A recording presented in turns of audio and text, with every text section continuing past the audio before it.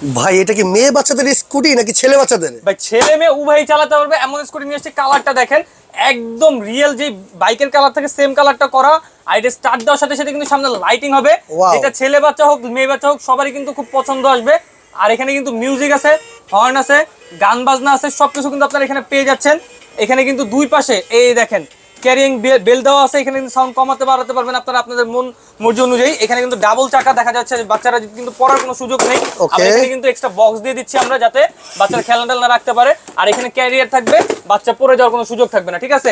6 মাস থেকে 8 বছর বাচ্চা কিন্তু অনায়াসে চালাতে পারবে। লোড নিবে 60 কেজি পর্যন্ত।